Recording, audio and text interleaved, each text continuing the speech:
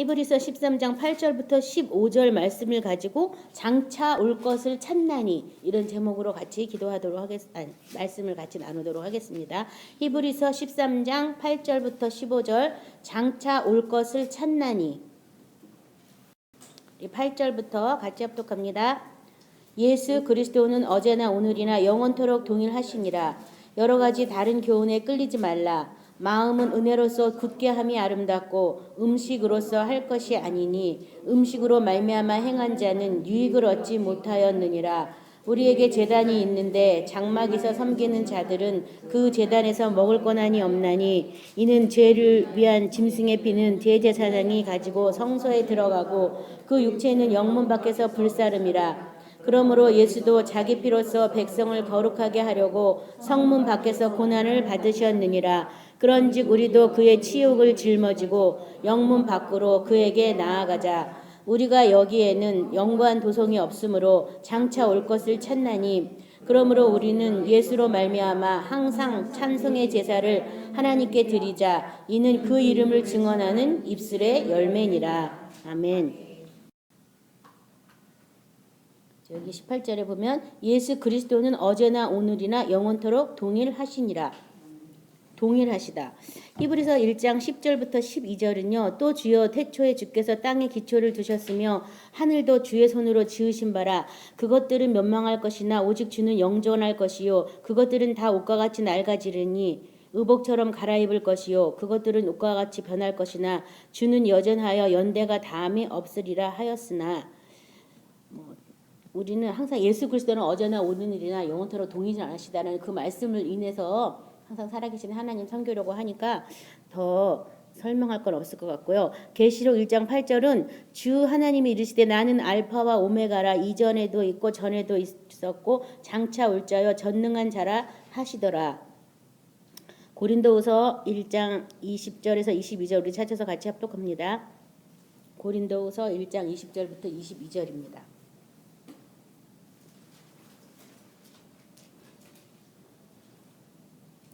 하나님의 약속은 얼마든지 그리스도 안에서 예가 되니 그런즉 그로 말미암아 우리가 아멘하여 하나님께 영광을 돌리게 되느니라. 우리를 너희와 함께 그리스도 안에서 굳건하게 하시고 우리에게 기름을 부으신 이는 하나님이시니 그가 또한 우리에게 인치시고 보증으로 우리 마음에 성령을 주셨느니라. 예수 그리스도는 어제나 오늘이나 영원토록 동일하시다. 그래서 오늘의 예수님을 인정하지 못한다면 어제의 예수님, 미래의 예수님도 없다는 거죠. 그래서 오늘 살아계신 예수님, 많은 사람들이 예수님을 인정하긴 하는데 마리아처럼 다시 오실 예수님만 인정한다든가 이전에 2000년 전에 있었던 예수님만 인정한다든가 그렇게 하기는 쉬워요. 왜냐하면 2000년 전에 있었다는 건 성경이 그렇다니까 그렇다 할 수 있고 미래에 오실 예수님은 미래에 올 거니까 아무런 보장이 없으니까 그냥 올 걸 믿습니다 하면 땡이에요. 근데 오늘 계신 예수님을 하자니까 골치가 아픈 거예요. 오늘 예수님 지금 나에게 역사하시는 그 예수님을 인정하려니까 그게 어렵죠. 그래서 어제나 장차 오실 예수님 믿어요. 근데 오늘 역사하시는 예수님에 대해서는 잘 믿지 않아요. 근데 오늘 역사하는 예수님은 어디에 계시냐면 말씀 안에 계시거든요. 그래서 이 성경에서 하나님의 약속은 그리스도 안에서 얼마든지 예가 된다. 그리고 우리가 그래서 아멘으로 영광을 돌린다 하면서 우리를 그리스도 안에서 굳건하게 하시고 우리에게 기름을 부으신 이는 바로 하나님이시다. 그리고 그 기름 부음은 바로 성령이시다. 그 성령을 우리 마음에 주고 임치셨다. 이제 연달아서 나왔는데요. 오늘 역사하시는 예수님은 말씀으로 역사하시는 예수님이시거든요. 그래서 오늘날 말씀이 없다고 인정할 사람은 없겠죠. 말씀은 다 우리 눈앞에 펼쳐져 있잖아요. 성경 말씀은 다 펼쳐져 있고 그 말씀이 우리 가운데 역사하도록 돕는 분은 바로 성령님이시다. 그리고 그런 기름 부음을 우리에게 주신 분은 바로 하나님 아버지시다. 그래서 어제나 오늘이나 영원토록 동일하신데 오늘 못 만나면 과거의 예수님이 없어지는 거. 내일이 되면 오늘이 벌써 과거잖아요. 어제 예수님도 없어지는 거고 오늘 못 만난 사람이 앞으로 예수님을 만나리란 보장도 또한 없어요. 그래서 오늘 역사하시는 예수님, 오늘 내게 말씀 가운데서 살아계신 주님, 그 주님을 우리가 성령님께 의지해서 성령의 어떤 조명과 감동과 어떤 계시로 오늘 우리가 말씀 안에서 계속 붙잡고 만나는 그것이 살아계신 하나님을 섬기는 능력이고 지혜거든요. 그래서 그 예수님 어디서 멀리 찾으려고 하지 말고 어디서요? 말씀에서 찾으시기 바랍니다. 9절에 여러 가지 다른 교훈에 끌리지 말라. 마음은 은혜로서 굳게 함이 아름답고 음식으로서 할 것이 아니니 음식으로 말미암아 행한 자는 유익을 얻지 못하였느니라. 뭐냐면 예수 그리스도는 어제나 오늘이나 영원토록 동일하신데 오늘 못 만나니까 마음에 다른 교훈들을 자꾸 끌어들이는 거죠. 그리고 다른 교훈들을 사람들이 자꾸 얘기하는 거야. 오늘 역사하는 예수님을 얘기 안 하는 이유가 오늘 자기가 안 만나고 있으니까. 그래서 여기 지금 다른 교훈에 끌리지 말라 이렇게 얘기했는데요. 참고 말씀해 보면 유다서 1장 11절 13절에 화 있을진저 이 사람들이여 가인의 길로 행하였으며 사기를 위하여 발람의 어그러진 길로 몰려갔으며 고라의 폐역을 따라 멸망을 받았도다. 그들은 기탄 없이 너희와 함께 먹으니 너희의 애찬에 암초요 자기의 몸만 기르는 목자요 바람에 불려가는 물 없는 구름이요 죽고 또 죽어 뿌리같이 뽑힌 열매 없는 가을나무요 자기 수치의 거품을 뿜는 바다의 거친 물거리요 영원히 예비된 캄캄한 흑암으로 돌아갈 유리하는 별들이라. 좀 복잡한 말로 많이 써 있는데 뭐냐면은 오늘 역사하시는 예수님을 말하지 않는다면은 이게 다 좀 이렇게 된다는 거예요. 왜냐하면 지금 오늘 역사하는 예수님을 얘기하기도 우리가 충분한데 오늘 만나지 못하니까 과거의 것을 얘기하고 뭐 뭘 해야 된다 그러고 정말 여기 보면은 뭐 가인의 길로 행하였다고 막 화가 나서 동생을 쳐 죽였잖아요. 가인이 자기 제사 안 받는다고. 하나님의 제사가 어떤 것이 좋은 것인지를 우리한테 어떻게 제사 드려야 된다 이런 거를 가르쳐주고 오늘 예수님을 만나서 오늘 아버지 앞에 나가기 위해서는 어떻게 해야 된다 뭐 이런 걸 우리가 전해드려야 되는데 그렇지 않는 길로 자꾸 우리를 이 다음에 갈 것이다 이 다음에 갈 것이다 이 다음에 된다라고 자꾸 이렇게 미래지향적으로만 이렇게 하다 보면은 벌써 우리 마음에 다른 교훈이 들어올 수밖에 없어요. 그래서 이제 그런 무시무시한 구절들이 나왔고요. 에베소서 4장 14, 15절 우리 같이 찾아서 합독하겠습니다. 에베소서 4장 14, 15절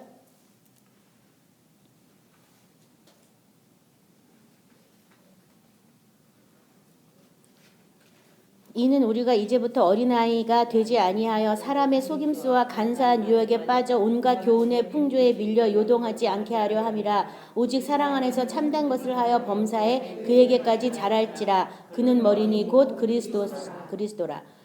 그러니까는 사랑 안에서 참된 것을 해서 예수님 안에서 자라가라. 그가 우리의 머리다. 예수님한테 자라가라는 것은 예수님을 만나고 예수님과 교제되지 않는다면 자라날 수가 없겠죠. 오늘 말씀 안에서 예수님과 교제되고 예수님과 함께 예수님을 배우는 그런 저와 여러분이 돼야지 그것이 제대로 된 믿음이지 오늘 만날 예수님이 아니라 과거의 예수님, 앞으로 나타날 예수님 또 뭐 우리의 신념이라든지 이상을 내서 믿어야 되는 예수님이라면 그것은 다 뭐냐면 다른 교훈이다. 이것은 본질에서 벗어난 다른 교훈이라는 거여서 오직 참된 것을 해서 예수님 안에서 예수님 머리로 삼아가지고 자라나라고 그렇게 성경이 말하고 있거든요. 그래서 저와 여러분이 예수 그리스도를 주로 받았는데 진리가 예수 안에 있는데 다른 진리를 찾아서 헤맬 필요는 없다는 얘기예요. 근데 많은 사람들의 가르침이 다른 진리를 많이 찾아서 지금 잘못된 가르침을 하고 있죠. 골로새서 2장 16, 17절도 그러므로 먹고 마시는 것과 절기나 초하루나 안식일을 이유로 누구든지 너희를 비판하지 못하게 하라. 이것들은 장래일의 그림자이나 몸은 그리스도의 것이니라. 그래서 몸이 그리스도와 하나 되는 것 그것을 우리가 계속 그리스도와 함께 연합하기 위해서 하는 과정으로 나가야 되는데 그리스도와 우리가 연합체가 아니라 이 다음에 천국에서 만날 주님으로 소개받았다든가 그분이 왕이고 우리를 다스리시는데 지금 세상이 아니라 다시 올 세상에서만 다스린다든가 뭐 이런 잘못된 복음 안에 다른 교훈에 마음을 끌리지 말라라고 지금 성경에서 말하고 있어요. 그래서 아무쪼록 저와 여러분이 예수를 주로 받고 진리가 예수님 안에 있기 때문에 예수님한테 배운 대로 행하는 그런 삶을 어디를 통해서 말씀을 통해서 성령의 감동과 조명케 하심으로 말씀을 통해서 끊임없이 우리가 교훈받고 훈계받은 대로 행하는 거예요. 그래서 아직 내가 받은 교훈도 없고 받은 훈계도 없는데 뭘 행해야 된다면 그거 역시 또 뭐예요? 율법이 되는 거죠. 그래서 그것들을 우리가 잘 분별하셔야 되겠습니다. 다른 교훈에 끌리지 말라고 하고 마음을 은혜로서 굳게 하는 것이 아름답고 음식으로 할 것이 아니다라고 얘기하면서 그 10절에 우리에게는 제단이 있는데 장막에서 섬기는 자들은 그 제단에서 먹을 권한이 없다. 제단이 있다. 장막이 있다. 이렇게 쓰여 있는데 장막에서 섬기는 자들은 그 제단에서 먹을 권이 없다. 우리 고린도전서 9장 13, 14절에 보면요. 성전의 일을 하는 이들은 성전에서 나눈 것을 먹으며 제단에서 섬기는 이들은 제단과 함께 나누는 것을 너희가 알지 못하느냐. 이와 같이 주께서도 복음 전하는 자들이 복음으로 말미암아 살리라 명하셨느니라. 그래서 뭐 제단이 나오고 지금 장막이 나오는데요. 이걸 신약 성경에서는 성전에서 일을 하는 사람은 성전에서 나누는 것을 먹고 제단을 섬기는 자들은 제단과 함께 나누는 것을 먹는다라고 이렇게 표현했지만 이런 저런 뭐 성전 제단 이건 구약을 인용한 거지만 신약에서는 뭐라 그랬냐면 주께서도 복음을 전하는 자들이 복음으로 말미암아 살 것을 명하였다. 이제는 저와 여러분이 뭘로 사는 거냐 하면 어디서 섬기고 어디서 뭐 봉사를 하고 뭐 이런 걸로 하는 게 아니라 복음으로 말미암아 산다. 그래서 의는 뭐 믿음으로 말미암아 산다. 복음에는 한 의가 나타나가지고 의는 믿음으로 말미암아 살 것이다라고 로마서에서 또 그렇게 바울은 풀었는데요. 내가 이제 사는 것은 복음이라는 것은 기쁜 소식이잖아요, 그렇죠? 그 복음의 기쁜 소식도 사실은 우리가 교회에 와서 예수가 십자가 못 박아 죽은 것까지만 많이 듣다 보니까 그것은 복음을 절반만 들은 것이고 진짜 복음은 부활하셔서 보좌 우편에 올라가시고 보좌 우편에 우리를 앉히셔서 예수 안에 있는 아버지의 생명을 부어준 게 온전한 복음이에요. 그래서 그 온전한 복음으로서 우리가 사는 것. 이제는 뭐 무슨 뭘로 사는 게 아니라 그걸로 사는 것이라는 것을 다시 한번 확인하시기 바랍니다. 그래서 고린도전서 10장 16절에서 18절은요. 우리가 축복하는 바 축복의 자는 그리스도의 피에 참여함이 아니며 우리가 떼는 떡은 그리스도의 몸에 참여함이 아니냐. 떡이 하나요 많은 우리가 한 몸이니 이는 우리가 다 한 떡에 참여함이라. 육신을 따라 난 이스라엘을 보라. 제물을 먹는 자들이 제단에 참여하는 자들이 아니냐. 그러니까 뭐 제물, 제단, 성전 이런 거 얘기하는 건 다 뭐예요? 구약이죠, 구약. 이제 신약 시대는 예수님이 나를 받아 먹으라. 자기를 먹으라라고 말했죠. 내 피로 세운 새 언약이다.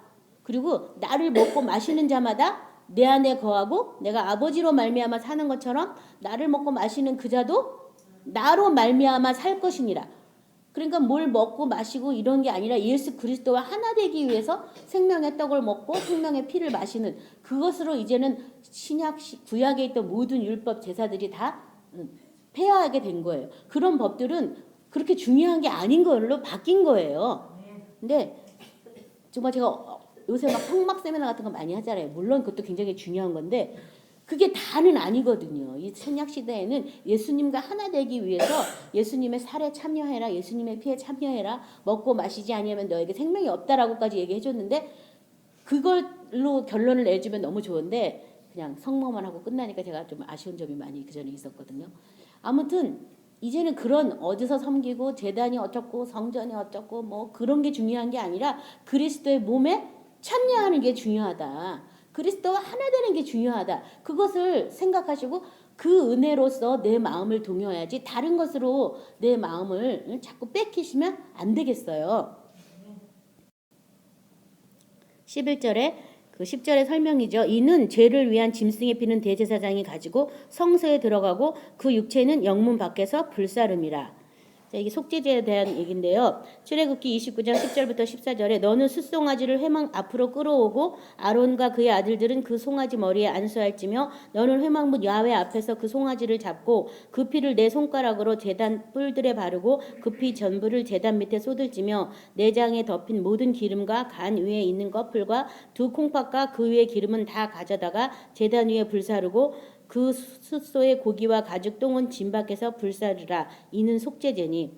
그래서 이 속죄제의 규례에 의해서 예수님도 우리의 죄를 담당하기 위해서 영문 밖에서 못 박아 죽었잖아요. 그래서 이 예루살렘 성에 있는 것은 이제 눈으로 보이는 예루살렘, 구약에 있었던 그 하나님의 성 예루살렘은 그 안에 들어간 자는 거룩하고 그 밖에 있는 사람은 부정하다고 생각했기 때문에 그 밖에서 죽는 것 자체가 부정하다고 생각했거든요. 그리고 십자가에서 죽는 죽음 자체는 저주받은 사람만 십자가에 못 박아 죽는 거잖아요. 그것처럼 이 예루살렘 성 안에 성전에 하나님을 드리는 지성소와 법궤가 막 있었어요. 그거하고는 별개로 예수님이 우리를 거룩을 주시기 위한 부분은 영분 밖에서 이루어졌다라고 지금 얘기하고 있는 거예요. 속죄제. 이 속죄제 제물에 대해서 많은 제사법이 있지만 그 피가 성소까지 들어간 제물은 구약에서 먹지 않았어요. 다 태웠거든요. 그리고 그 피가 그 잡은 희생의 짐승의 피가 그 안에 성소까지 지성소까지 들어가지 않을 경우에는 먹었어요. 그 제물을. 그래서 이 예수님의 육체가 십자가에 못 박아 죽었지만 그 당시에 짐승들은 어떻게 되냐면 가죽을 벗기고 꺼풀 내장을 갖다가 전부 불사르고 그 다음에 가죽, 고기, 똥 이런 건 다 또 어떻게 해서 그것도 다 불살랐다는 것을 우리가 잘 기억해 하셔야 되겠습니다. 그러니까 육체에 대한 모든 피는 받아서 지성소로 가져가서 속죄를 위한 그런 걸로 사용했다면 그 나머지 내장에 덮인 모든 기름 간 위에 있는 꺼풀과 두 콩팥과 그 위에 기름은 제단 위에서 불사르고 이게 기름 내장에 덮은 모든 기름 이거 참 사람한테 기름 덮인 거 안 좋죠. 지금도 내장 지방 안 좋아요. 간 위에 있는 꺼풀, 콩팥, 간과 콩팥은 뭐냐 하면 다 독소를 해독하는 기관들이었어요. 그 기관들의 꺼풀, 기름 이런 것들을 먼저 띄어가지고 제단에다 불을 살았어요. 독소가 해독되는 그런 뇌에 있는 그 꺼풀들이 있으면 제기는 못하잖아요. 그 꺼풀들 여기 보면 참 꺼풀이라고 써 있거든요. 간에 있는 꺼풀 두 콩팥과 그 위에 기름 콩팥을 띄고 간을 띈 게 아니라 꺼풀 지방 뭐 이런 것만 떼어가지고 그것 먼저 불사려 버리고 그 다음에 나머지 것들을 다 가지고 짐 밖에서 또 불사렸어. 저 옛날에 성경 읽을 때 아니 어차피 태울 거 그냥 태우지 뭘 또 발라 기름을 막 이러면서 아니 왜 기름을 발랐을까? 그냥 응? 태우면 될 거를 응? 아 이상하네 그랬거든요. 근데 가만히 이 구절들을 잘 보니까 그렇게 해독하는 기관에 붙어있는 어떤 기름 지방들 이런 것들을 다 떼갖고 먼저 불살러 버리고 그 다음에 또 이제 다 태웠더라고요. 그래서 어떤 우리 육체를 어떻게 예수의 피로 다뤄 나갈 때 어떤 이런 것들에 대한 어떤 상징이 지금 이 성경 안에 있거든요. 그래서 간이 제대로 작동이 되고 콩팥이 제대로 작동이 돼야 몸이 원활하게 돌아가듯이 우리 몸 안에 있는 어떤 그런 것들을 깨끗하게 예수의 피로 씻어낼 때 이게 참 필요한 거예요. 그래서 잘 참고하시기 바랍니다. 그래서 나머지는 다 태웠다라는 것을 기억하시고요. 계시록 20장 7절 10절에 보면요. 전년에 참에 사탄이 그 옥에서 놓여 나와서 땅의 사방 백성 곧 곡과 마곡을 미혹하고 모아 싸움을 붙이리니 그 수가 바다의 모래 같으리라. 그들이 지면에 널리 퍼져 성도들의 진과 사랑하시는 성을 두루매 하늘에서 불이 내려와 그들을 태워버리고 또 그들을 미혹하는 마귀의 불과 유황의 못에 던져지니 거기는 그 짐승과 거짓 선지자도 있어 세세토록 박락 괴로움을 받으리라. 천년 왕국 후에 사탄이 다시 놓여가지고 바다의 수같이 많은 사람들을 미혹해서 그 성도들 먼저 죽음을 보고 심판을 면했던 그 성도들과 성도들의 진과 사랑하시는 성을 두루매 하나님이 성도들과 사랑하는 성을 둘러놓고 나머지는 다 불태웠다 이제 이런 구절이 지금 쓰여 있거든요. 그래서 뭔가 사탄적인 거, 마귀적인 거 이런 건 다 어떻게 된다고요? 불태우는 것을 우리가 지금 볼 수 있어요. 하나님의 보호가 있고 나머지는 다 이렇게 불태워졌다. 12절에 그러므로 예수도 자기 피로써 백성을 거룩하게 하려고 성문 밖에서 고난을 받으셨느니라. 히브리서 9장 11, 14절 많이 들은 말씀이죠. 그리스도께서 장래 좋은 일의 대제사장으로 오사 손으로 짓지 아니한 것 곧 이 창조에 속하지 아니한 더 크고 온전한 장막으로 말미암아 염소와 송아지의 피로 아니하고 오직 자기 피로 영원한 속죄를 이루사 단번에 성소에 들어가셨느니라. 염소와 항소의 피와 및 암송아지의 죄를 부정한 자에게 뿌려 그 육체를 정결하게 하여 거룩하게 하거든 하물며 영원하신 성령으로 말미암아 흠없는 자기를 하나님께 드린 그리스도의 피가 어찌 너희 양심을 죽은 행실에서 깨끗하게 하고 살아계신 하나님을 섬기게 하지 못하겠느냐. 자, 피로써 백성을 거룩하게 하기 위해서 성문 밖에서 고난을 받았다. 예수의 피로써 우리도 짐승의 피도 뿌리면 그 육체가 어떻게 됐어요? 거룩하게 됐어요. 죄가 없어졌어요. 짐승의 피도 뿌려서 그런 일이 일어났다면 하물며 영원하신 성령으로 자기를 드린 그리스도의 피가 우리 몸에 뿌려졌다면 우리가 어떻게 됐어요? 거룩하게 된 걸 어떻게 해야 돼요? 믿어야 돼요. 내가 거룩하게 된 걸 믿어야 돼요. 근데 안 믿으니까 계속 오작동이 일어나는 거예요. 왜 못 믿냐면 사탄이 못 믿게 하는 거죠. 그리스도의 피를 인정 못하게 하는 거예요. 그래서 내 몸도 거룩해졌다. 왜냐하면 예수님의 피 때문에 거룩해졌다는 것을 믿으시기 바랍니다. 계시록 14장 18절부터 20절 우리 같이 합독하겠습니다. 계시록 14장 18절부터 20절.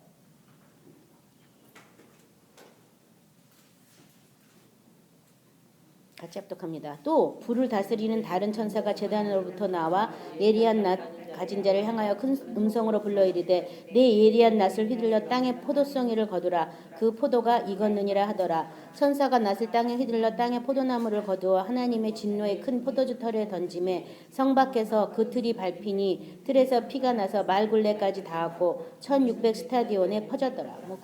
계시록에 나오는 얘기인데요. 이 앞절에 보면은 곡식을 알곡을 걷어들이는 장면이 나오고요. 그 다음에 18절에는 이제 땅의 포도송이를 거두라라고 되어 있어요. 자, 땅의 포도송이 뭐냐면 예수님이 나는 포도나무요, 너희는 가지다. 예수님의 포도나무는 땅에 있는 포도나무가 아니고 어디에 있는 거예요? 하나님 나라에 있는 포도가지요. 이 땅에서부터 예수님이 태어났지만 부활하셔서 하나님 보좌 우편에 올라가셔서 아버지가 농부라 그랬잖아요. 그러니까 이 포도나무는 천상에 있는 포도나무거든요.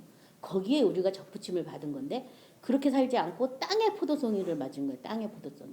뭐냐면 이 땅에 열매를 맺고 이 땅의 것으로 한 것이 다 지금 땅의 포도송이에요. 그래서 이 땅의 포도송이는 익었어요. 익었는데 거두라 그러고 무슨 일이 생기냐면 진노의 큰 포도주 틀에 딱 던져버리고 그 다음에 성 밖에서 그 틀이 밟혀가지고 그 포도즙이 막 지금 뭐 이 얼마 크기인지는 제가 정확하게 안 알아봤지만 1600 스타디온에 퍼졌다니까 어마어마한 지경으로 그 포도주가 다 이렇게 즙이 돼가지고 다 퍼진 것을 알 수 있거든요.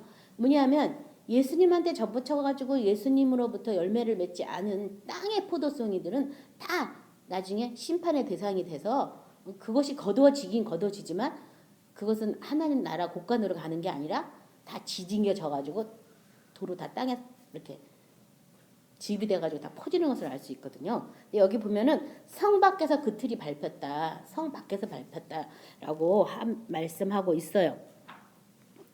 자, 그렇다면 지금 계속 성이 나오고 있잖아요. 그렇죠? 아까 육체는 영문 밖에서 불사른다 하고 이것도 지금 성문 밖에서 고난을 당하셨다 뭐 이러고 나오면서 지금 성 밖에 그런 틀이도 지금 포도주가 성 바깥에서 또 이렇게 된다고 설명을 하고 있습니다. 요한복음 19장 17절은 그들이 예수를 맡으며 예수께서 자기의 십자가를 지시고 해골 히브리 말로 골고다라는 곳으로 나가시면서 예수님께서 영문 밖에 성문 밖에서 고난을 받았다 그런 말씀이고요. 13절에 보니까 그런즉 우리도 그의 치욕을 짊어지고 영문 밖으로 그에게 나가자. 그의 치욕을 짊어지고 영문 밖으로 그에게 나가자. 영문 밖으로 예루살렘 성 밖으로 나가자. 그의 치욕을 짊어지고 이 영문이라는 것은 이 땅에 있는 예루살렘이에요. 땅에 있는 예루살렘.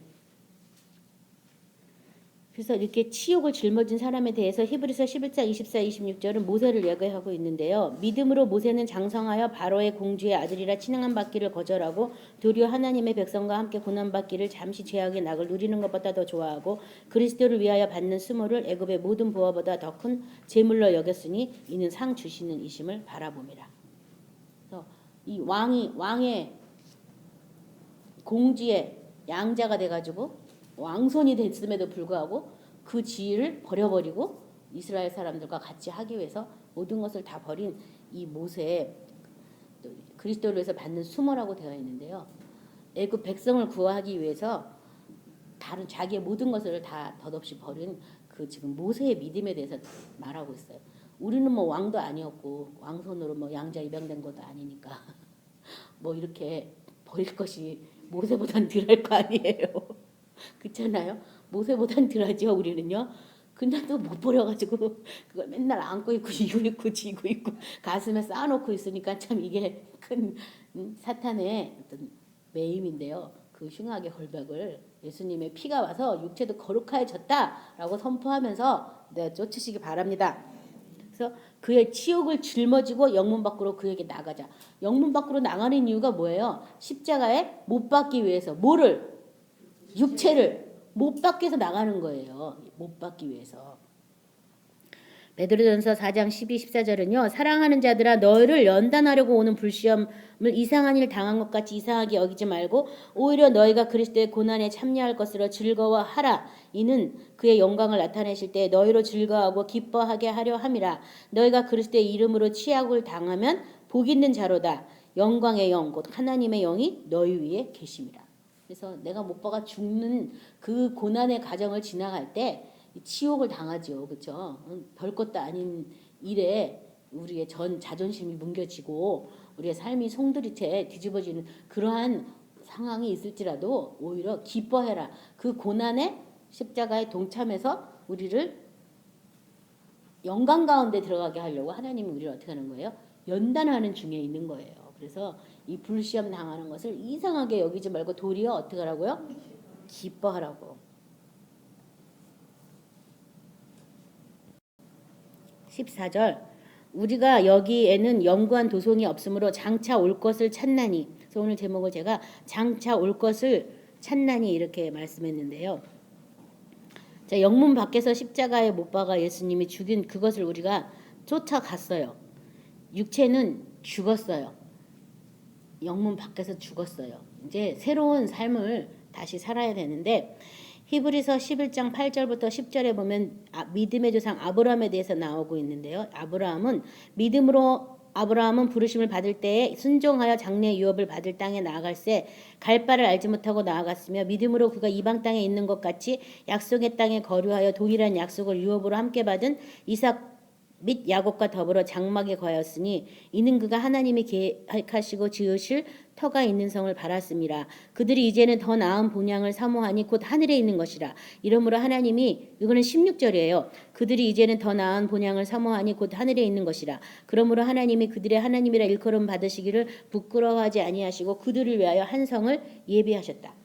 뭐냐면 아브라함은 하나님의 약속을 받아서 내가 알지 못하는 땅으로 내가 지시할 땅으로 가라 그래서 어딘지도 모르고 막 갔지만 그것을 간 이유는 뭐냐면 하나님이 계획하시고 지으실 터가 있는 어떤 성을 바라보고 갔다고 얘기하고 있고요. 그 성은 어디에 있다고 성경은 말하고 있냐면 그것은 곧 하늘에 있는 것이다라고 얘기하고 있어요. 하늘에 있는 것.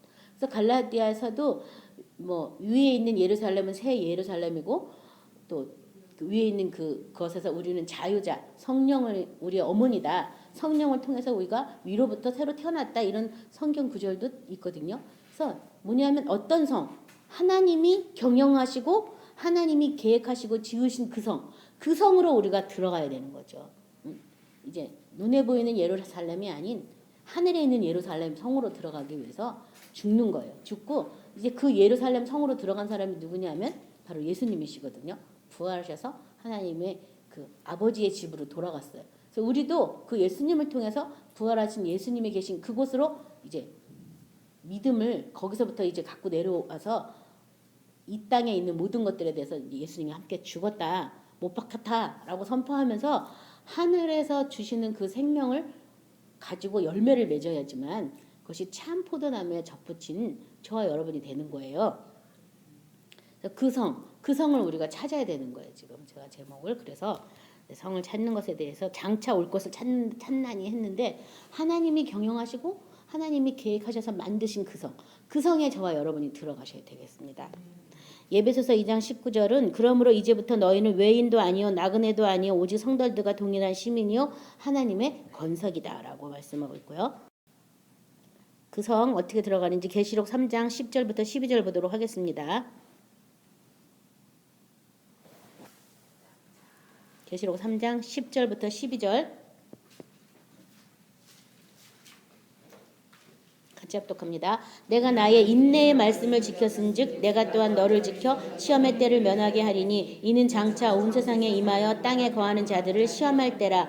내가 속히 오리니 내가 가진 것을 굳게 잡아 아무도 내 면류관을 빼앗지 못하게 하라. 이기는 자는 내 하나님의 성전의 기둥이 되게 하리니 그가 결코 다시 나가지 아니하리라. 내가 하나님의 이름과 하나님의 성 곧 하늘에서 내 하나님께로부터 내려오는 새 예루살렘의 이름과 나의 새 이름을 그의 위에 기록하리라. 여기 보면 이제 그 성이 하늘에서 내 하나님께로부터 내려오는 새 예루살렘 성이라고 지금 이렇게 밝히고 있는데 그 성을 어떻게 해야지 된다고 되어 있어요? 이기는 자들이 그 성의 이름이 우리 위에 기록이 된다라고 말씀하고 있죠. 자, 이기는 자, 뭘 이긴 거예요?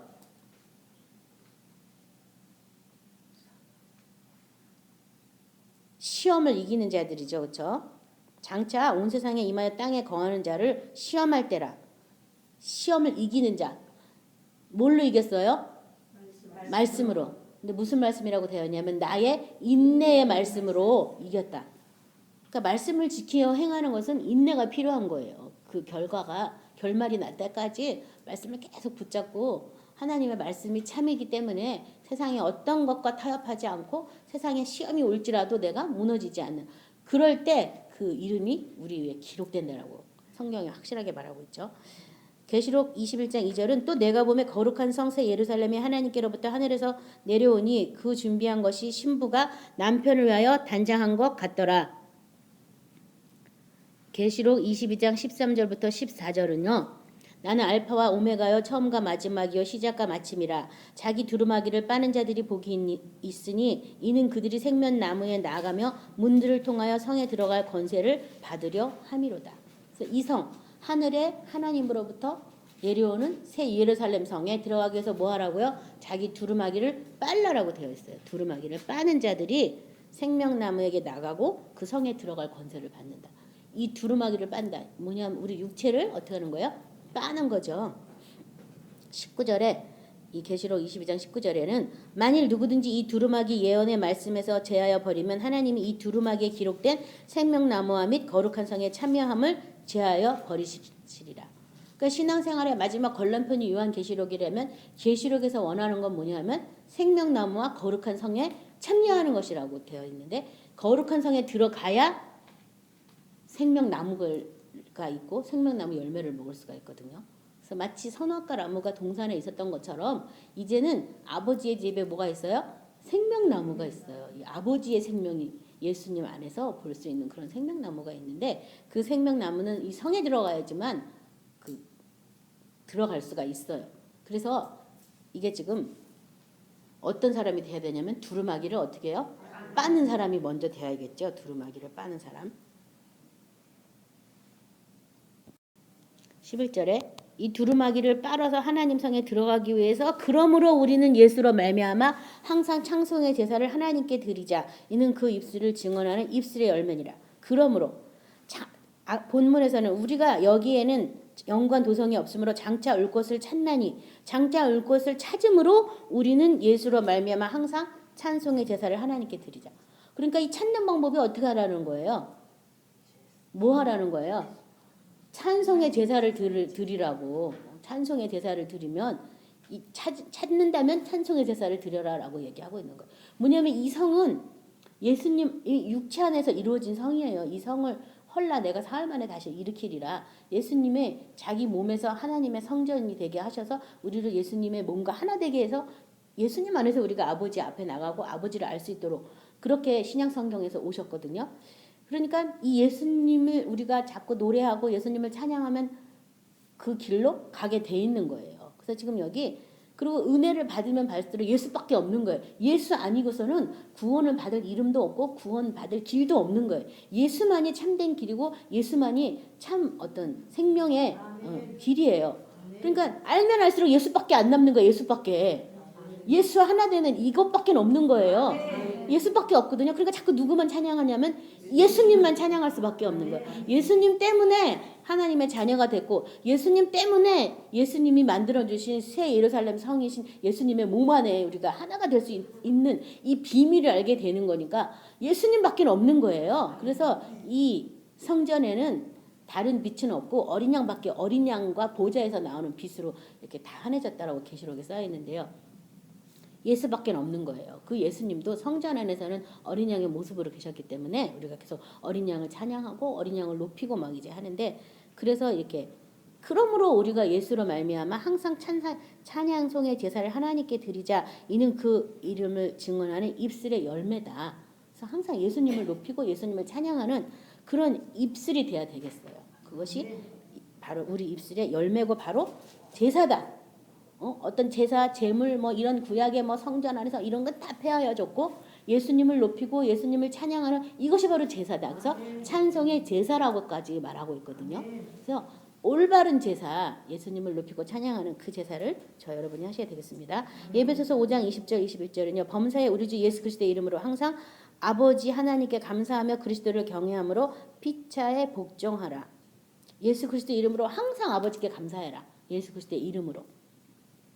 시편 107편 20절부터 22절에는요. 그가 그 말씀을 보내어 그들을 고치시고 위험한 지경에서 건지시는도다.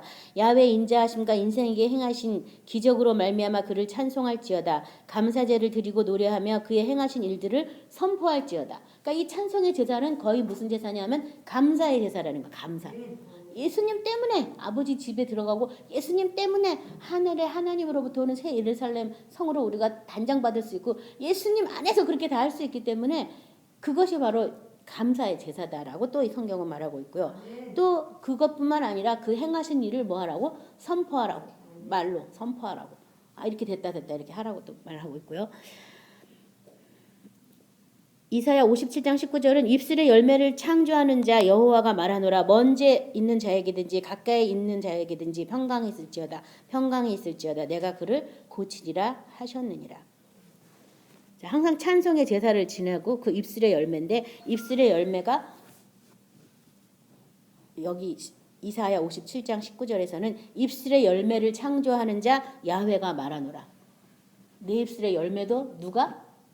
하나님께서 지금 새롭게 하시는, 창조하는 거예요. 그래서 많은 사람들이 문제를 해결받고 문제에서 노인받으려고 해도 입술이 고쳐지지 않는 한은 여전히 그 문제가 있어요. 자기 말한 것으로 자기가 묶이고 얽힌다고 뭐 자문서에도 쓰여 있는데 말부터 고쳐야 돼요. 그래서 나는 맨날 없다 이 사람은 없어요. 난 넘친다. 최소한 성경대로 부족함이 없다 하면 부족함이 없는 거예요. 성경에서는 야훼가 나의 목자시니 내게 부족함이 없댔는데 뭐가 그렇게 맨날 부족하다는 거야. 성경에서 부족함이 없다면 난 부족함이 없는 거예요. 더 나아가서 우리 생각하는 거 구하는 것에 더 넘치도록 역사하실 이해, 그게 하나님이시잖아요. 내가 구하는 것보다 항상 그분이 넘치게 역사하셔. 넘쳐. 그러면 넘치는 겁니다. 근데 항상 부족해. 항상 안 돼. 뭐가 안 돼. 그 사람 계속 안 돼요. 지금 입술에 열매를 창조한다고 하나님께서. 그래서 내가 무슨 말을 하고 있는지 자기 말을 잘 이렇게 생각해 봐야 돼요. 무의식결에 한 말이 자기 속이에요. 그래서 나 죽겠다. 이 사람 아직 사망 안 쫓아낸 사람이에요. 쫓아내셔야 돼요. 그러면요. 그래서 이렇게 항상 우리 입술을 주님께서 새롭게 고쳐주기를 또 기도하셔야겠습니다. 호세아 14장 2절 우리 같이 합독하도록 하겠습니다. 말씀 마지막입니다. 호세아 14장 2절입니다.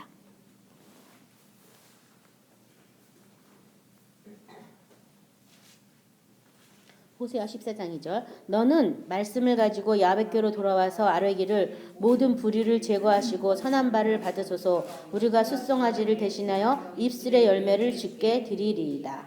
자, 먼저 뭘 가지고 와서?